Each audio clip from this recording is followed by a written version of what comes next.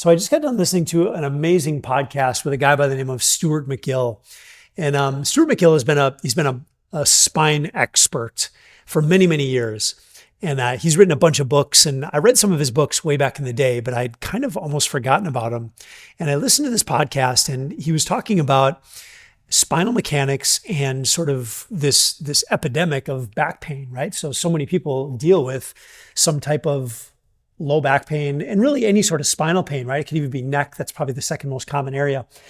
But one of the things that really kind of popped out at me was, if you're someone that deals with back pain, number one, figure out what the mechanism is. In other words, figure out why is it that you're actually having pain, and how do you figure that out? Well, you want to try to recreate the pain, make it worse, make it better. You want to try to get into different positions and different shapes where you can kind of, he calls it moving the pain around, where you can kind of move the pain around. And let's just say, like, if I find that my back gets sore and gets tight when I'm sitting at my desk and I'm leaned forward and I'm sort of hunched forward and I'm in what's called spinal flexion, then there's a chance that there could be some sort of a herniation of the disc posteriorly, which is to the back of the body. And if that herniation gets bad enough, it can go into some of the space where the nerves actually come out of the spine and go down into your legs and all kinds of stuff. And that's where you get into a lot of really chronic pain, sciatica, stuff like that. So if that's you and you feel like you have a lot of pain, especially when you're in a flexed position, but as soon as you go into an extended position, when you get yourself nice and upright, or you stand up and you go for a walk and that pain goes away, then again, it's probably a good chance that you have some sort of a herniation, right? And the good news is a lot of herniations will resolve on their own. Now, there's different levels of severity here, but if you can correct your posture, if you can be more aware of just the positions that are making it worse, you can just sort of, quote unquote, avoid those positions. But that's a very kind of low level thing to be able to get yourself out of pain, right? It's just fixing your posture. That's low level stuff. And why do I say low level stuff? Because there's a whole nother kind of level to this, which is strengthening the muscles that support and stabilize the spine, right? It's creating some stiffness in that structure, in that spine, in that pelvis, right? So somebody that doesn't have any strength there, each one of those segments, and if you think of the spine as a big stack of bones, and in between each bone is a disc, and between every bone and disc is like a joint, right? So there's a bunch of joints really that run up and down the spine. And if there's a lot of instability in those joints, in other words, there's a lot of movement in there, if I'm trying to do different things, whether it's walking or picking stuff up from the floor, whatever, if there's instability there, your chances of getting hurt are very, very high, especially when there's weight involved.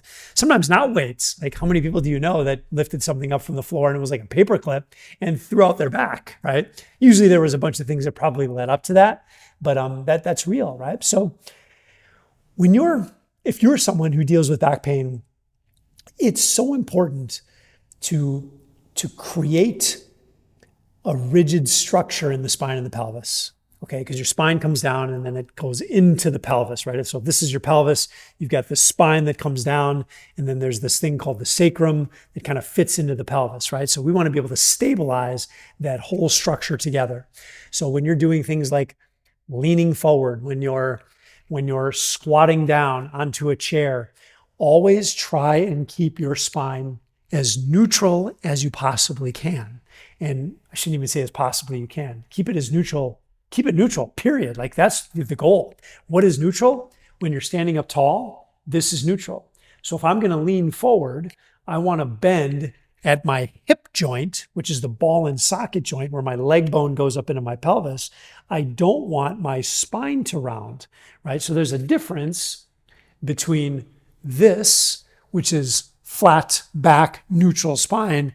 In other words, my spine shape doesn't change at all from standing to bending, right? As I'm bending, I'm moving in the ball and socket joint. Now the difference is this, right? When I flex forward, when I go into this position of my spine, that's out of neutral. The strongest, most stable position for your spine is always going to be neutral, right? So if you imagine your spine, your torso is like a pillar. We want to pour concrete around that pillar. We want to keep that pillar solid. You can move your hips right? Which is the ball and socket joint. You can move your knees, you can move your ankles. Those are the joints that are designed to move. Same with shoulders, elbows, wrists, hands. Those are the joints that are designed to move. And when you can create stiffness through this structure, through this torso pelvis, right, everything else works better. But when you have instability through this middle, everything is just, it's messy, it's sloppy, and your chances of getting hurt are so much higher. And if it doesn't affect your spine, you even have higher chances of injury in your shoulders and your hips and your elbows. Everything is just less stable. Anytime there's instability anywhere in the system, it's a problem. So when you sit, when you do exercise, when you're doing different things, different movement patterns, really start to create some awareness around what's happening in your spine.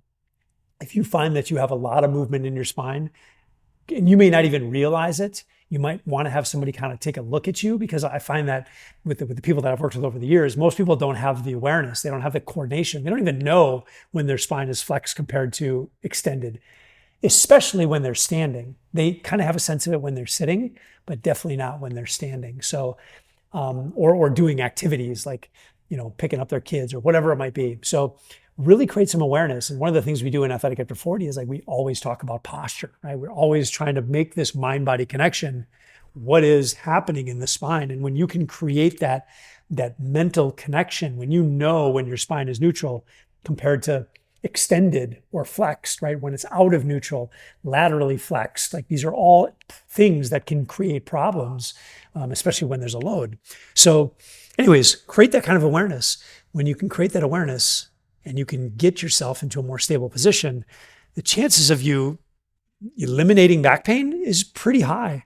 I can't tell you how many people I've worked with over the years. I mean, it's way more than I can count that have completely eliminated back pain just by getting stronger and by doing it the right way. Like, right, there's a right and a wrong way to do it. And one of the things that we do in Athletic After 40 is, like, we squat. We squat with a barbell, we deadlift, we press overhead, like we do stuff, and we do it relatively heavy. Now we build up to that, of course, but that's one of the ways that we make someone very, very strong, right? A lot of people are scared of those things because of their back, but those are the things that cure your back if you know what you're doing, right? And that's why it's important to have a coach to kind of help you through this process. So anyways, I just want to kind of drop in here. That was probably a little bit longer than maybe what you wanted to hear, but hopefully that helps. And if you have any questions, just go ahead and comment below. I'm happy to help. I've got a lot of knowledge in here from being a low back pain sufferer myself. I had fractured what's called a pars bone, which is a piece that comes off of the spine. I fractured that many, many years ago. So it's always been kind of a little bit of a problem for me. So for me, I get pain when I go into hyperextension, when I do this with my spine as opposed to flexion.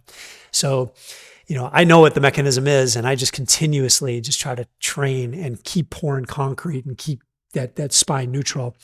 And I know if I hadn't taken that approach over the years, I can almost guarantee I'd be in a way worse place today than what I am. I can still perform better than most guys, I would say at any age, quite honestly. I'm 48. But anyways, hopefully all this helps. I'm kind of rambling on now, but hope you're well. And get out there, get fit, get that spine strong. All right.